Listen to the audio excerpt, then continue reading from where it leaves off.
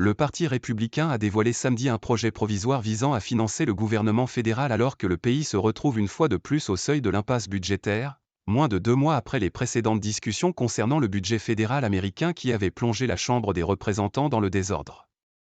Le Parti républicain a dévoilé samedi 11 novembre un plan temporaire non conventionnel pour financer l'État fédéral américain, menacé dans quelques jours d'une possible paralysie budgétaire, shutdown.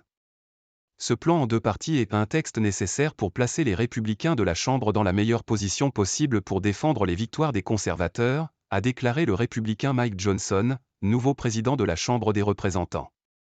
Le projet de loi mettra fin à l'absurde tradition de la saison des fêtes, qui consiste à présenter des textes de dépenses massives et pleins à craquer juste avant les vacances de Noël, a-t-il écrit sur X, sans donner de détails. Une recette pour plus de chaos républicain. Les médias américains ont avancé que dans le cadre de ce plan inhabituel, certains projets de loi nécessaires au maintien de l'ouverture des services fédéraux seraient adoptés via un projet de loi à court terme jusqu'au 19 janvier, tandis que le reste serait reporté au 2 février. Cela permettrait au Congrès de gagner du temps pour adopter différents projets de loi de dépenses, sans engager de financement pour Israël, l'Ukraine et la sécurité des frontières, selon les médias. Certains républicains se plaignent déjà que le plan ne prévoit pas les réductions de financement qu'ils recherchent. Il n'est dès lors pas certain que le parti, qui ne dispose que d'une faible majorité à la Chambre des représentants, soit en mesure de l'adopter, et encore moins le Sénat, contrôlé par les démocrates.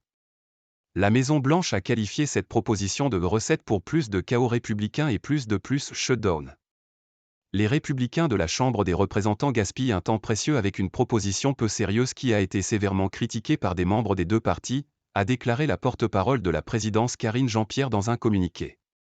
Le budget de l'État fédéral expire vendredi soir à minuit. Sans accord d'ici cette date, la première économie du monde ralentira subitement, 1,5 million de fonctionnaires seront privés de salaire et le trafic aérien perturbé. Les dernières négociations autour du budget fédéral américain, fin septembre, avaient déjà plongé l'institution dans le chaos. Des élus trumpistes, furieux que le président républicain de la Chambre des représentants Kevin McCarthy ait conclu un accord de dernière minute avec le camp démocrate, l'avaient destitué, une situation tout à fait inédite. Il avait ensuite fallu 3 semaines aux élus pour s'accorder sur un nouveau speaker, Mike Johnson. 3 semaines durant lesquelles le Congrès américain n'avait pas été en mesure d'adopter la moindre loi. Cet élu de Louisiane, inconnu du grand public et doté d'une expérience très limitée au sein de l'état-major républicain, doit composer, comme son prédécesseur, avec une poignée de trumpistes, partisans d'une orthodoxie budgétaire très stricte, et les démocrates, qui refusent de se voir dicter la politique économique du pays par des lieutenants de l'ancien président. Avec AFP.